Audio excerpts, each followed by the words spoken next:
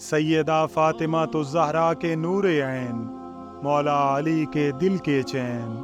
حضرت امام حسین علیہ السلام کے چھوٹے فرزند حضرت علی اصغر، جو ابھی بہت کم عمر اور شیر خوار ہیں،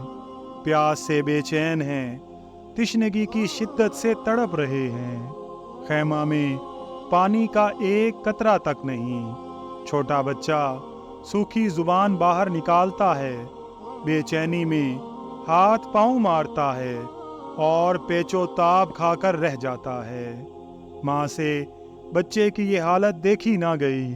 گود میں لیے امام عالی مقام کی خدمت میں حاضر ہوئیں اور عرض کیا،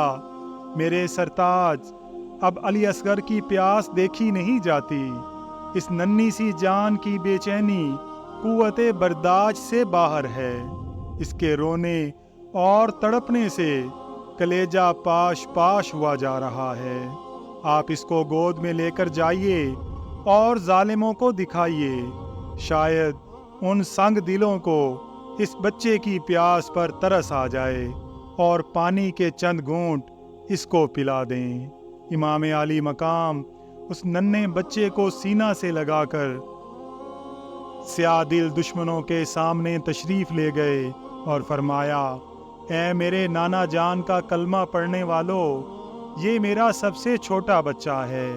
جو پیاس سے دم توڑ رہا ہے، یہ اپنے ننھے ننھے ہاتھوں کو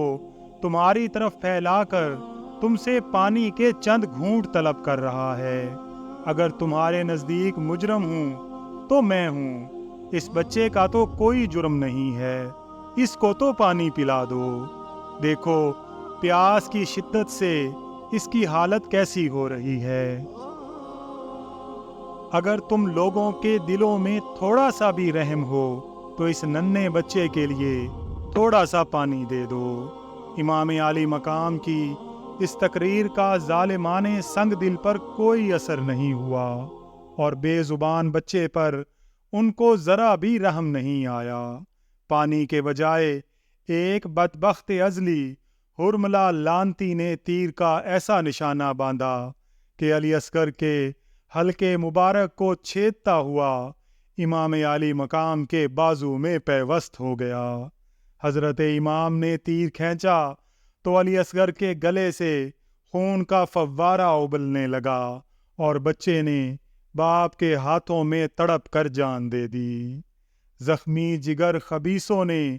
توڑا حسین کا، بچہ بھی شیر خوار نہ چھوڑا حسین کا۔ امام علی مقام نے حسرت بری نگاہ آسمان کی طرف اٹھائی اور بارگاہ خداوندی میں عرض کیا، اے الہ العالمین، حسین کی یہ ننھی قربانی بھی قبول فرما لے۔ پھر ننھے شہید کی لاش کو اپنے کلیجے سے لگا کر آہستہ آہستہ خیمہ کی طرف روانہ ہوئے۔ جب ماں کی گود میں علی اصغر کی لاش کو دیا تو ماں نے ہائے میرا لال کہہ کر لاش کو کلیجے سے لگا لیا۔ انا للہ و انا الیہ راجعون۔ پھول تو 2 دن بہارے جاں فضا دکھلا گئے، حسرت ان غنچوں پہ ہے جو بن کھلے مرجھا گئے۔ اللہ تعالیٰ سے دعا ہے کہ اللہ تعالیٰ شہیدان کرب و بلا کے صدقے ہمیں بھی راہ ہدایت پر استقامت عطا فرمائے، آمین یا رب العالمین۔